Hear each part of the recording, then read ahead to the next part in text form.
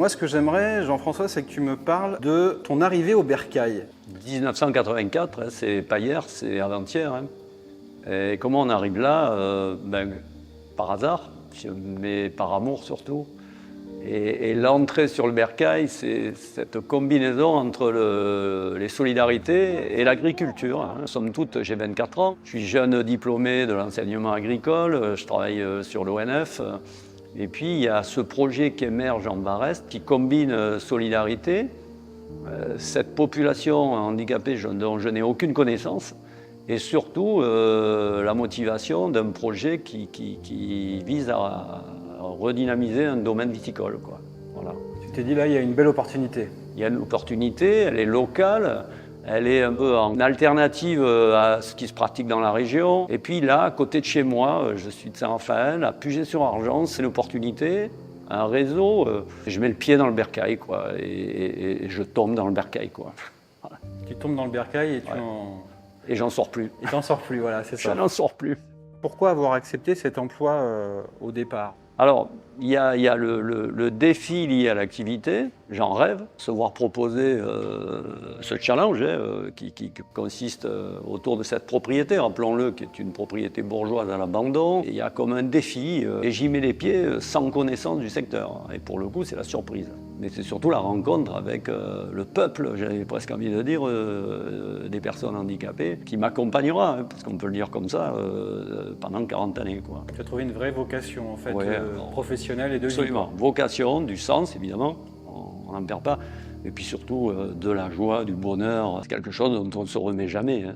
Si tu avais à décrire le Bercail avec des mots à toi, avec des définitions, ce projet du Bercail, comment tu le définirais? Le Bercail, c'est le champ du possible, quoi. On a un peu toutes les étapes de la vie d'une personne en situation de handicap.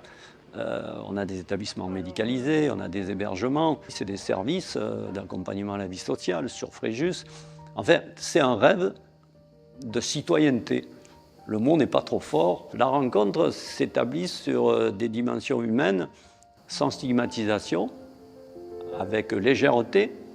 Et puis, si le handicap est un sujet grave pour le grand public, ici c'est un sujet joyeux.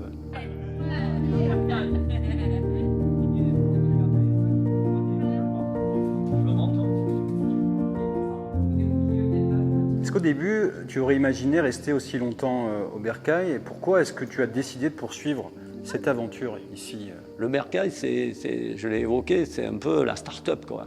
Il y a toujours du projet, il y a toujours du besoin, il y a toujours des opportunités de moyens, il y a toujours du partenariat, que ce soit dans les actions culturelles, les activités professionnelles, l'insertion, l'hébergement, le soin. Enfin, c'est la Babylone du handicap, hein, voilà. Est-ce que tu as des anecdotes qui t'ont marqué tout au long de ces 40 ans au Bercail? J'ai le souvenir, évidemment, des jeunes années, de ce lieu qui, tout à la fois, était un lieu pédagogique. On a eu un centre équestre, on faisait des classes avec l'éducation nationale, de l'équithérapie, on a fait de l'élevage, on avait du camping à la ferme. Cette époque un peu joyeuse, ce scoutisme du handicap, qui s'est un peu régulé avec le temps, mais c'est ce qu'on garde au cœur comme notre jeunesse. Hein.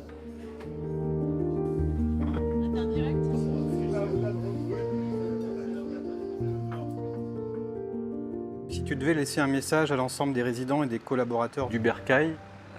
Soyez fous. Ce Bercail, en tant que tel, c'est le lieu, on l'a dit, du possible. Qui aurait cru que 40 ans après, ce site soit un modèle, un exemple à suivre? On a rêvé de Bercail partout. Hein. Sa notoriété est grande dans le secteur d'activité. C'est vraiment, continuons à innover, continuons à imaginer, soyons fous. Dans ce monde d'aujourd'hui, les opportunités sont grandes et réelles, les soutiens sont très actifs. La bienveillance sur cette œuvre, c'est une œuvre, le Bercail, sont telles que j'ose espérer que ceux qui me succèdent, mais plus largement les équipes, portent avec beaucoup de dynamisme ce qui est encore à construire, mais ce qui est encore possible.